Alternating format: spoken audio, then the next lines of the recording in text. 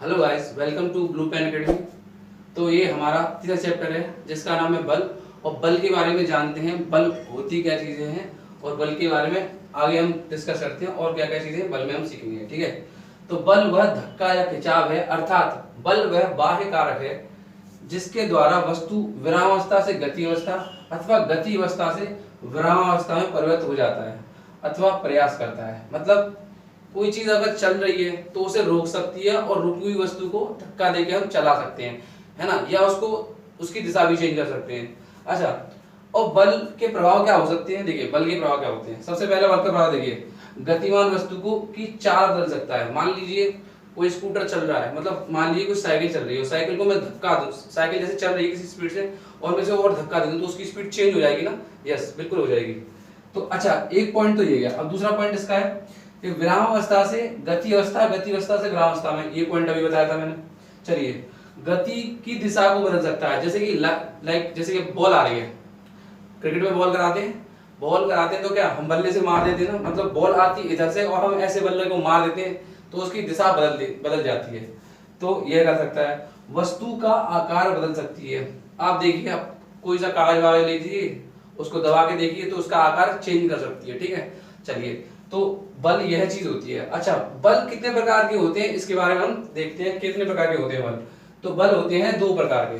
बल होते हैं दो प्रकार के। चलिए, तो बल होते हैं दो प्रकार के। एक तो होता है contact force, contact force force, और दूसरा होता है non contact force, non contact force. तो कांटेक्ट फोर्स और नॉन कांटेक्ट फोर्स होते कौन से? मतलब संपर्क बल और असंपर्क बल। देखिए कांटेक्ट फोर्स, ठीक है। तो कांटेक्ट फोर्स कौन से होते हैं? ऐसे बल जिसमें हमें किसी को छूने की आवश्यकता पड़े तो वो कांटेक्ट फोर्स में होंगे। और नॉन कांटेक्ट फोर्स में कौन से आएंगे? जिसमें हमें कोई चीज छूने की जरूरत ना पड़े, जैसे कि हमारा गुरुत्वाकर्षण है, ग्रेविटी, गुरुत्वाकर्षण।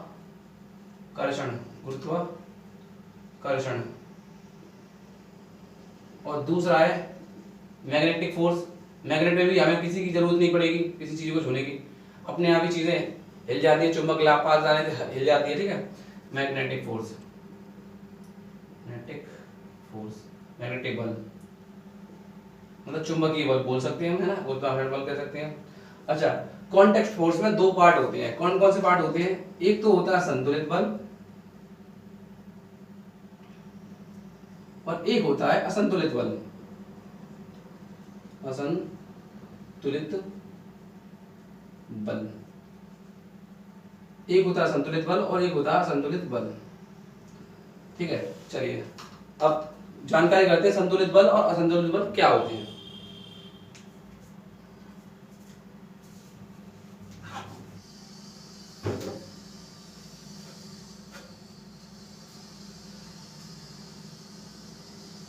तो चलिए समझते हैं संतुलित बल और असंतुलित बल क्या होते हैं।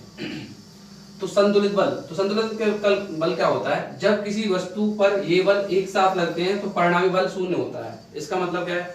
यदि हम कोई रस्साकसी करें और दोनों तरफ बल क्या हो, बराबर हो, तो वो क्या अपनी स्थिति चेंज करेगा? नहीं करेगा। तो परिणामी बल क्या होगा? शून्य होगा। कितना ही बल लगा दीजिए कुछ नहीं होगा, मतलब परिणामी बल शून्य होगा। चलिए, तो जब दोनों तरफ बल बराबर होगा। अच्छा, यह बल एक साथ लगते हैं तो परिणामी बल शून्य नहीं होता है। इसका मतलब क्या है कि एक तरफ ज्यादा आदमी है, मतलब रस्साकसी में, और एक तरफ कम आदमी, तो ज्यादा आदमी वाले क्या है, वो रस्सी को खींच लेंगे ना, ये क्या होते हैं? असंतुलित बल में आते हैं। अच्छा, और देखिए ये बल विरामावस्था में स्थित वस्तु की स्थिति नहीं बदल सकते। मतलब कोई, जैसे मैं इसी को ले लूं, दोनों तरफ मैं इसको बल लगा रहा हूं तो ये क्या हो रहा है, एक क्या इस जगह से हिल रही है? नहीं हिल रही। इसका मतलब क्या है? इसकी स्थिति परिवर्तन नहीं हो रही। विरामावस्था में है तो विरामावस्था में रहेगी। ठीक है, चलिए, इसमें क्या होता है, ये विरामावस्था को गति अवस्था में बदल सकते हैं। मतलब वही, एक तरफ ज्यादा लोग हैं रस्साकसी में, एक तरफ कम लोग हैं। अगर मैं इस तरफ खींचूंगा तो क्या होगा, एक तरफ खींचूंगा तो क्या होगा, इसकी स्थिति में चेंजिंग आएगी।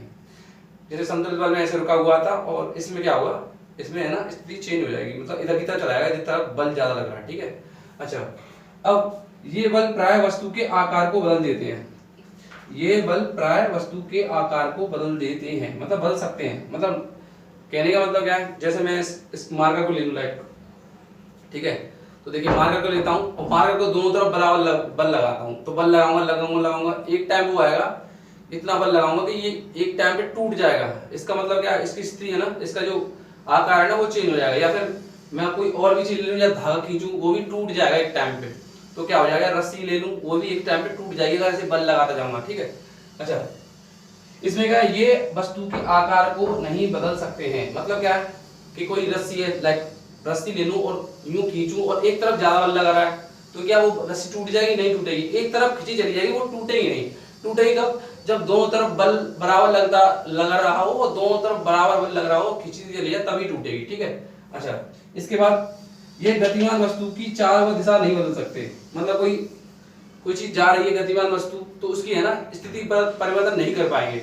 और ये बदल सकते हैं, मतलब ये है ना बदल सकते हैं। मतलब असंतुलित बल क्या होता है, बदल सकते हैं। जैसे कि आप कोई विरामावस्था में थी वस्तु, और मैं एक तरफ खींच रहा था, तो वो विरामावस्था में थी, मैंने गतिवस्था में हो गई ना, तो यही क्या चीज हो गई, यही असंतुलित बल के उदाहरण है, असंतुलित बल और संतुलित बल।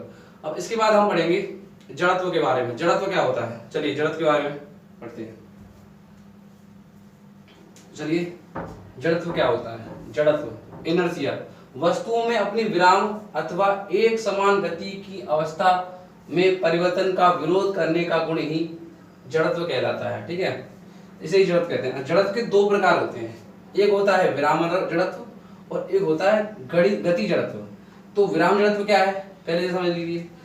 मान लीजिए मेरी मेज पे कोई एक किताब रखी हुई है, तो वो रखी हुई है, तो क्या है, वो विराम अवस्था में, और उसमें मैं धक्का मारूंगा तो आगे जाके थोड़ी सी रुक जाएगी, तो वो क्या है, वो विरोध कर रही है, मतलब वो गति में नहीं आ रही है, वो विराम अवस्था में रुकी हुई है, तो ये क्या है, विराम का जड़त्व है। चलिए अब मैं गति का जड़त्व बताता हूँ। जैसे हमारी पृथ्वी है, शुरू से ही रुकी नहीं है, वो चल रही है, अब भी घूम रही है, तो उसमें क्या है, गति का जड़त्व है। वो गति अवस्था में तो गति अवस्था में ही है, वो अगर विरामावस्था में होती है कोई चीज तो विरामावस्था में रहेगी, और गति अवस्था में तो गति अवस्था में रहेगी। ये हमारे गति और विराम के जड़त्व है। चलिए तो अब बल के तीनों नियमों के बारे में पढ़ेंगे।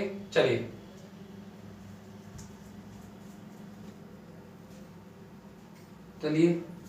न्यूटन की गति विषय प्रथम नियम, चलिए पढ़ते हैं न्यूटन की गति विषम का प्रथम नियम। वैसे इसके 3 नियम है, तो पहला नियम हम इसको पढ़ते हैं। पहला नियम क्या है, प्रथम नियम क्या है, यदि कोई वस्तु विरामावस्था में तो विरामावस्था में रहेगी, और गति अवस्था में तो गति अवस्था में रहेगी, जब तक उस पर कोई बाह्य बल ना लगाया जाए। यह जड़त्व का नियम भी है, जैसे कहते हैं, इसे जड़त्व का नियम भी कहते हैं, अथवा गैलीलियो का नियम भी कहते हैं। तो इसमें 3 चीज होंगी, इसमें बल की परिभाषा है, इसमें जड़त्व का नियम है, ये गैलीलियो का नियम है। तो इसके कुछ उदाहरण हैं। कौन कौन से उदाहरण है, ये उदाहरण अक्सर पूछे जाते हैं, 1 नंबर पूछ लेता, तो चलिए उदाहरण को पढ़ते हैं। सबसे पहला, गिलास पर रखे गत्ते को अचानक हटाने पर सिक्का गिलास में गिर जाता है। मतलब गिलास में ऐसे, गिलास में ऊपर गत्ता रखिए, उसके ऊपर सिक्का रखिए, अगर आप उस गत्ते को हटाएंगे तो जो सिक्का है ना वो गिलास में गिर जाएगा, अगर झटके से हटाएंगे तो। चलिए अब दूसरा क्या है, चलती गाड़ी अचानक रुकने पर उसमें बैठे व्यक्ति आगे की ओर झुक जाते हैं। जैसे अगर गाड़ी रुक रही है, गाड़ी चल रही है और गाड़ी रुक जाए, एकदम ही अचानक से रुक जाए, तो आगे आदमी आगे की तरफ होता है।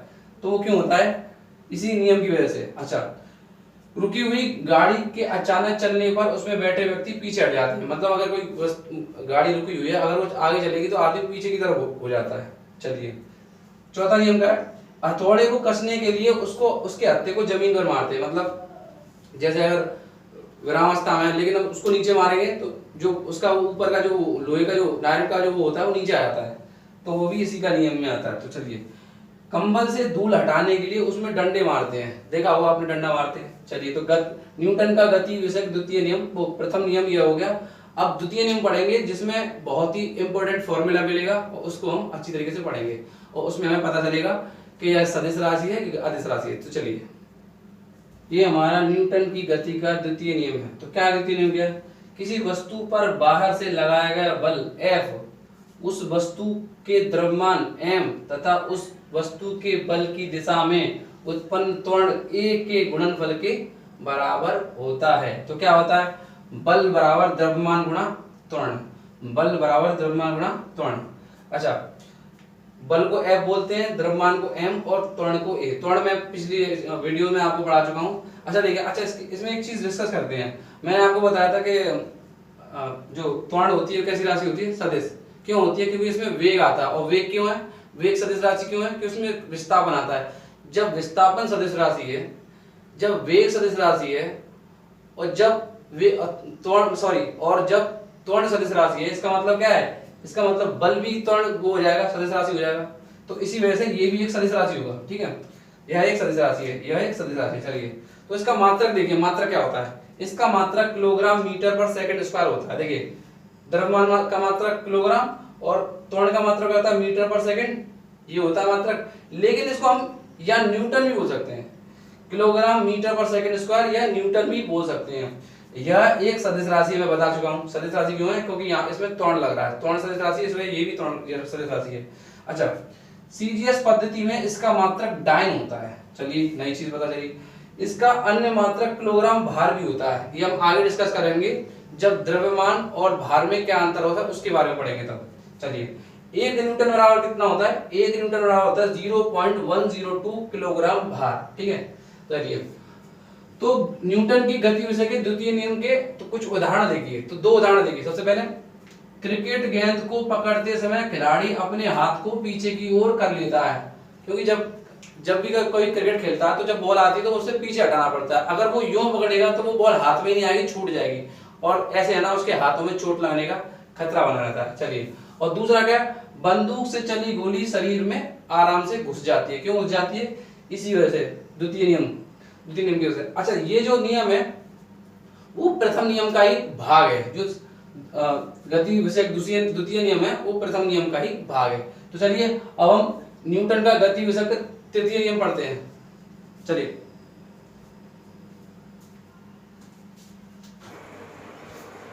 चलिए, ये हमारा न्यूटन की गति का तृतीय नियम है। क्या नियम है? देखिए, जब कोई वस्तु किसी वस्तु पर बल लगाती है तो वह वस्तु उस वस्तु पर विपरीत दिशा में बल लगाती है। मतलब जितना तुम बल किसी चीज पे लगाओगे तो वही बल उतना ही आप पे लगाएगी, ठीक है। अच्छा, इसे क्रिया प्रतिक्रिया का नियम भी कहते हैं। अच्छा, अब एग्जांपल समझते हैं, ऐसी कौन सी चीज है जो बताने की कोशिश कर रहे हैं। सबसे अच्छा एग्जांपल क्या है इसका?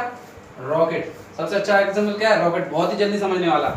जैसे अगर मैं कोई रॉकेट लूं तो नीचे जो गैस जलती है वो नीचे बल लगाएगी और गैस जो रॉकेट है वो ऊपर की तरफ जाएगा, सीधी बात है। अच्छा, दूसरा एग्जांपल देखिए, और अच्छा एग्जांपल इसका, सबसे अच्छा एग्जांपल क्या है इसका? कुएं से जल खींचना। अगर आप जल को खींचेंगे तो जल भी है ना आपको उतना ही खींचेगा, ठीक है। तो ये एग्जांपल है कुएं का। अच्छा, अब देखें सारे एग्जांपल कौन कौन से एग्जांपल बनते हैं। सबसे पहला, तैराक तैरने के लिए पानी को पीछे की ओर धकेलता है। जब वो तैराक आगे की तरफ जाएगा तो मतलब आगे जाने के लिए पानी को पीछे धकेलेगा, सीधी बात है। तो पहला एग्जांपल ये है।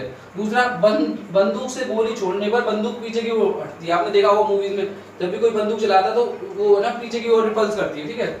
अब आगे, कमानीदार तुला, तोलो एक चीज को तो वो नीचे जाएगी और थोड़ा थोड़ा हिल के ऊपर ऐसे होगी, ठीक है। चौथा, रॉकेट बता चुका हूँ। जेट हवाई जहाज, बिल्कुल दोनों सेम ही है। अगला, घोड़े द्वारा गाड़ी को खींचना। जब भी घोड़ा आगे बढ़ेगा तो थोड़ा सा पहले पीछे, गाड़ी है थोड़ा पीछे हट जाती है, ये। अच्छा, कुएं से जल खींचना बता चुका हूँ। नाव से किनारे की ओर कूदना। अगर आप नाव से किनारे की ओर कूदेंगे ना तो नाव है ना थोड़ा सा पीछे हट जाएगी। चलिए, और पृथ्वी, सूर्य और चंद्रमा, इनके बीच भी एक बल कार्य करता है। वो बल कौन सा है? क्रिया प्रतिक्रिया का।